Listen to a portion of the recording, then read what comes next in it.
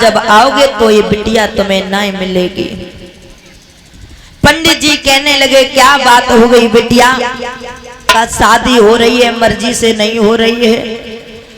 तो रुक्मिणी कहने लगी पंडित जी बात तो तुमने सही कही है, क्योंकि ये शादी थोड़ी ना है, ये तो बर्बादी है, जीवन की बर्बादी है, शादी थोड़ी ना है। पंडित जी ने कहा बिटिया पूरी बात तो बताओ। तो रुक्मिणी कहने लगी पंडित जी मेरा भैया है ना, वो जबरदस्ती मेरी शादी अपने सुसपाल अपने साले सुसपाल के लिए करना चाहता है। यहाँ तक कि टीका भेज दिया, सुसपाल बारात लेकर के भी आ गया। बंधुओं पंडित जी कहने लगे बिटिया तो शादी करो। तो रुक्मिणी कहने लगी पंडित जी तुम्हें नहीं पता है, मैं सुसपाल के साथ में शादी नहीं कर सकता, क्योंकि मैंने बचपन से सिर्फ भगवान कन्हैया से प्रेम किया है और भगवान कन्हैया के सिवा मैं किसी और के साथ शादी कैसे कर लूं। पंडित जी समझाने लगे, कहने लगे बिटिया तू श्याम सुंदर के लिए इतनी परेशान है और इतनी व्याकुल है, तूने कन्हैया को कहीं देखा है क्या। तो रुक्मिणी ने हाथ पकड़ ली, एक बात कही है पंडित जी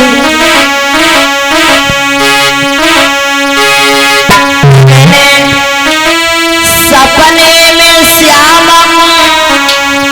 और देखो सुनो पंडित जी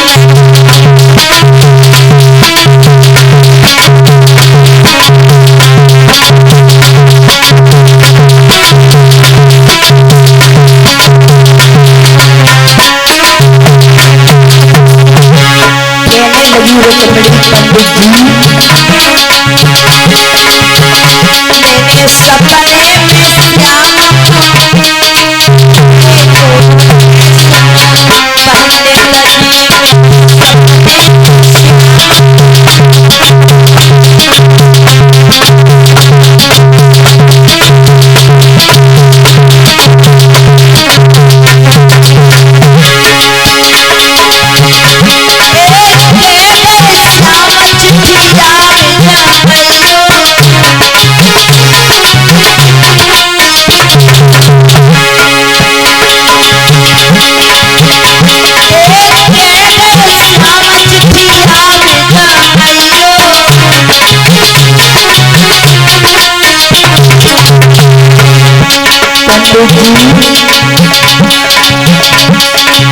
श्याम सुंदर हमसे कहकर के गए हैं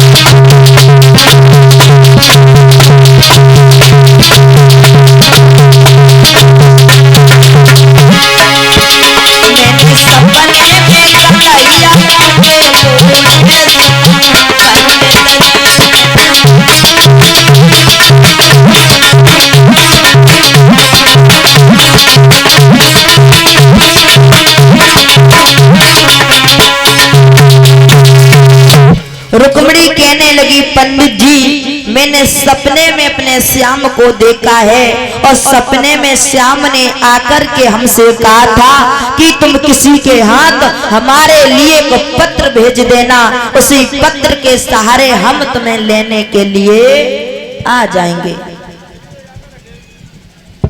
पंडित जी कहने लगे बिटिया देरी ना करे, श्याम के लिए पत्र लिख और किसी के हाथ बस भिजवा दे। तो रुक्मिणी कहने लगी पंडित जी किसके हाथ भिजवा दें, अगर मेरे भैया ने जान लिया तो जीवित आप सही टाइम पर आ गए। पंडित जी ऐसा करो आप ही मेरा पत्र मेरे कन्हैया तक पहुंचा दो। अगर तुमने मेरा पत्र ना पहुंचाया तो आज ये बिटिया रुक्मिणी सी आंगन में अपनी जान को दे देगी। पंडित जी ने मन में विचार किया, कहाँ आफत में पड़ गए, बिच्छा इच्छा तो कछु ना मिली। हाँ, तो रुक्मिणी ने जवाब दियो है कि हे पंडित जी, आप मेरी ससुराल में आना, जब हम